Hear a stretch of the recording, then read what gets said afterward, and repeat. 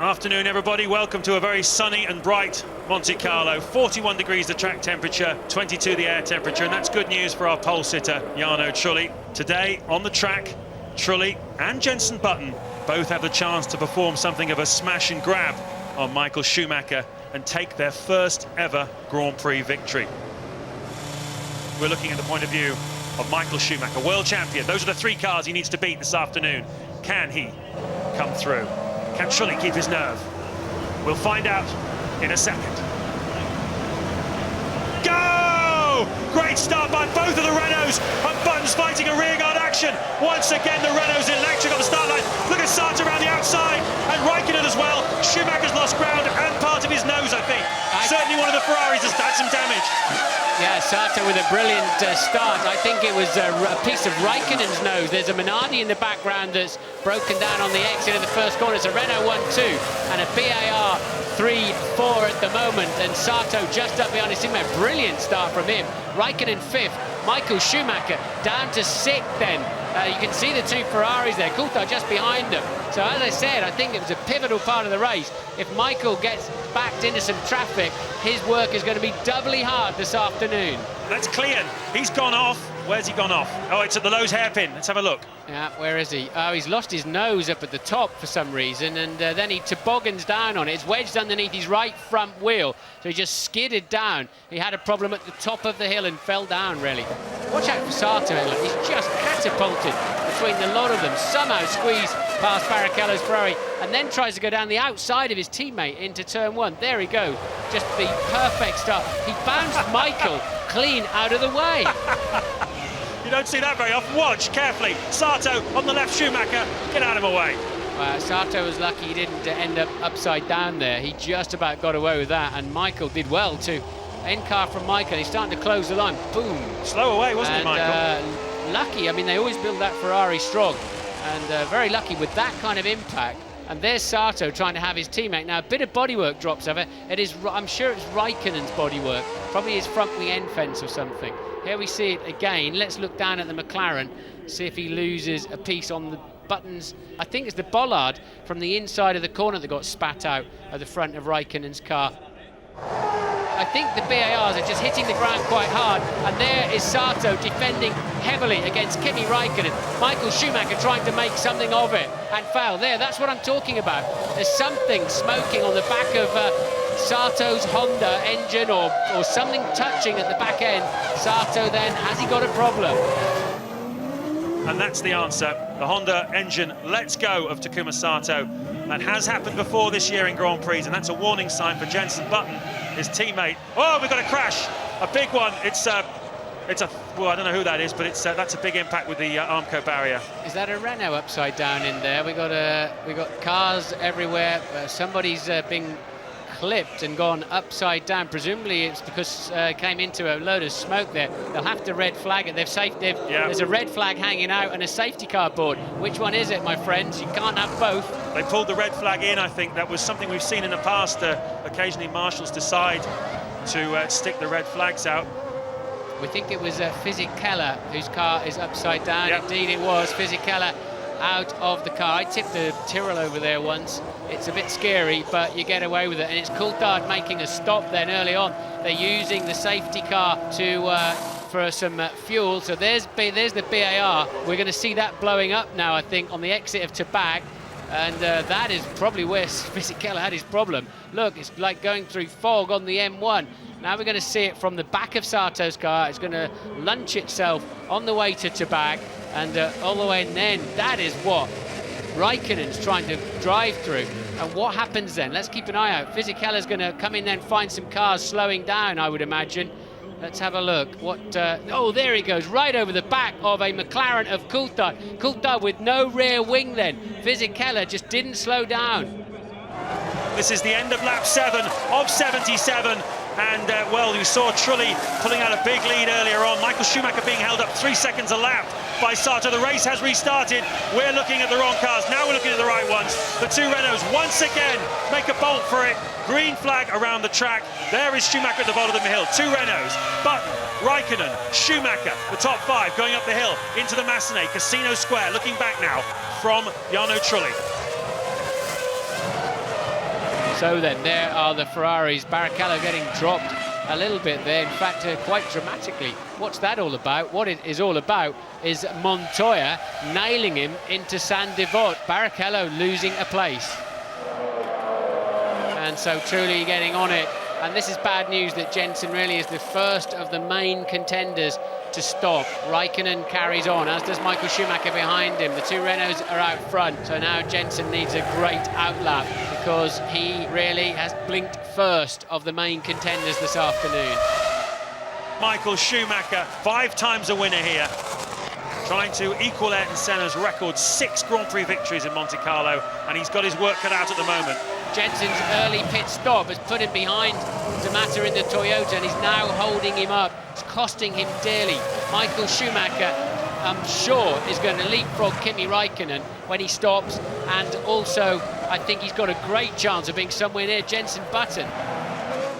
Trulli pits from the lead then. Important part of the Grand Prix. At the end of lap 23, Michael Schumacher was just 8.6 seconds adrift. Don't think Michael's going to take the lead here, but he could easily move up to 3rd place. Away, looked a solid stop. Yes, Fernando Alonso comes in. Unfortunate, I don't think he's racing Jensen Button. I think Button's only racing Michael Schumacher anymore. There's a little problem on the left rear, but all the tyres are off. All the new ones are on.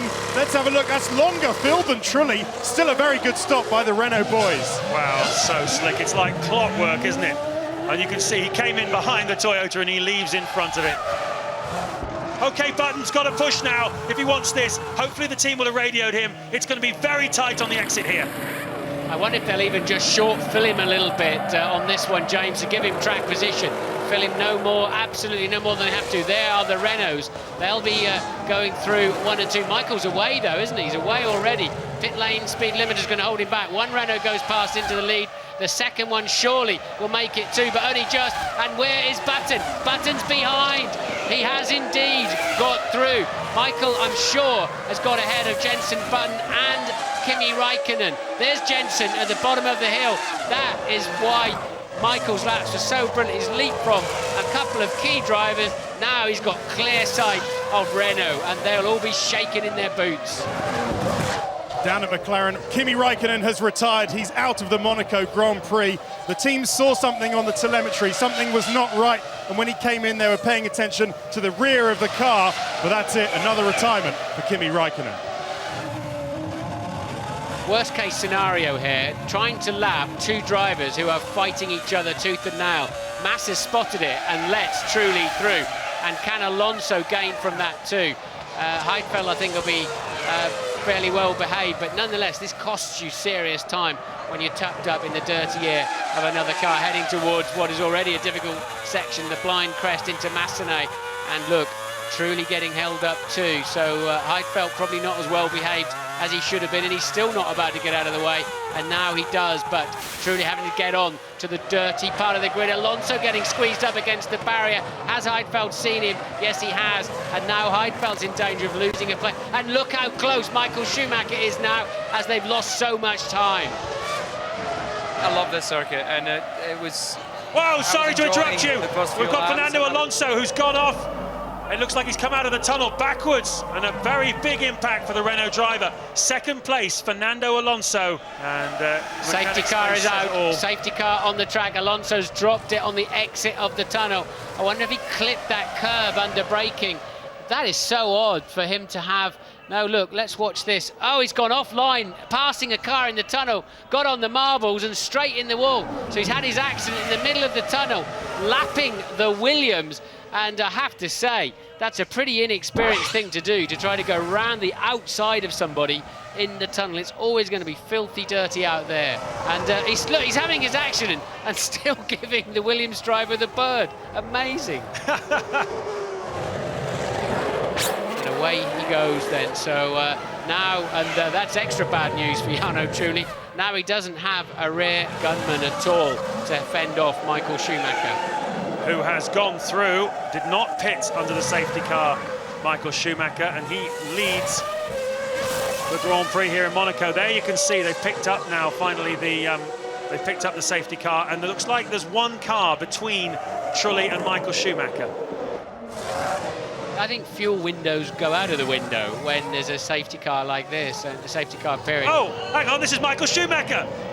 Michael Schumacher has had an incident in the tunnel, has hit the wall and has knocked off his left front wheel, and Michael Schumacher is out of the Monaco Grand Prix. What on earth happened there? We're not even racing. It's a big impact too. Has he been trying to warm his tyres up? The safety car was in this lap, we know. Michael's been trying to get some heat in the tyres and brakes, and a big impact. And there's the safety car, and Michael's locked up his left front and squeezed somebody against the barrier who spins him out. Montoya was going for it, didn't realise that the Mercedes car had slowed down and caught Michael Schumacher, who spears off into the wall that Alonso has recently scarred anyway. That was triggered by Montoya. Well, what a bizarre incident. Absolutely extraordinary. You saw Michael Schumacher locking up his brakes there. A great opportunity then for Jarno Trulli and Jenson Button to win their first Grand Prix. This is fantastic stuff. 8 to go, and Jenson Button has just taken 1.2 seconds out of the lead of Jarno Trulli. There's some anxiety and anguish down in the Renault timing stand. Trulli has got past the Williams. Now Button's got to do the same thing. As Martin said, though, getting up behind the Renault is one thing, passing quite another, as we found out a few years ago with Nigel Mansell and Ayrton Senna here.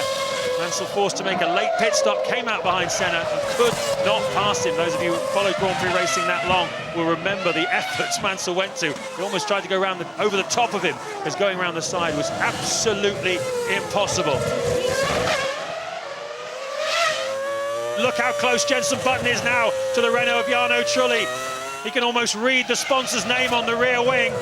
A grandstand finish in store here in Monte Carlo. Out of Mirabeau, down to Lowe's, having to wait for the man in front to hit the gas before you can hit the gas itself. Down to Portier. This is where Ayrton Senna threw it off back in 1988 when he had the race won. It's almost as if Trulli's tightened up, you know. It's almost like he's now beginning to watch every little slide, because he's losing a lot of time to Jenson, and he's just going to have to free himself up inside that racing car. And he's giving the barriers plenty of distance. Jenson's pushing the limits much harder than Trulli at the moment. Trulli with track position, but you sense he's tightening up with so few laps to go. Into Saint-Devote, 60 miles an hour then as they go up the hill, the famous hill. Been in use here since the 1920s, when a man called Anthony Nogues decided it would be a good idea to let Grand Prix cars loose on the streets of the world, this famous principality. Tax haven for the rich and famous. Back marker ahead, but I don't necessarily think it's going to come into play, but there is a back marker, and really Jenson's just fallen back now into Trulli's place. Indeed, the Minardi is there. Will he see them coming? He's going to be in the tunnel as they approach him, so it's still a critical moment for the two leaders as they head into the darkness and the wilderness of that tunnel. Where are they going to meet the Minardi? And it is after the exit. The last lap of the Grand Prix, and geez, the Minardi's in the way of Jenson Button. Any chance he had of getting him is now gone, and Button signals to Minardi. It's not really his fault. It's very unfortunate where he caught him. I don't think Button could have done anything much, and that probably has handed the initiative to Jarno Trulli. The final part of the swimming pool. Button's throwing everything. Caution to the wind now. He's not going to try a lunge down the Rascasse. He can't. He's too far away. Trulli comes out of Anthony Nogues. He's going to see the man with the checkered flag. And Jarno Trulli is going to win his first ever Formula One Grand Prix. There is the checkered flag. And in the end, Button was just 0.4 of a second behind him. Pat Simmons up on the timing stand there on the right-hand side of your screens. Delighted for his man. He's masterminded the race strategies for this team. BAR aren't unhappy today, but they did come close, didn't they? What a terrific Grand Prix. Nice touch there as Trulli came down the pit straight, went past the teams he's driven for in the past. Jordan, all the mechanics reaching out, giving him a big thumbs up. There's his team boss, Flavio Briatore, and Jarno Trulli has his first Grand Prix victory. It's amazing at the moment. I'm so happy for me, for everybody, for all those people which have been supporting me. Been waiting for so long, and it came the best race in Monaco. It was just fantastic for me. I did a perfect race, been leading from the beginning, and even with Michael on the track, I would have won anyway because I already had a pit, And in the end, I was just managing the race. I was slowing down, taking care of tires and everything, not taking any risk, because anyway, you know that in Monaco you cannot overtake.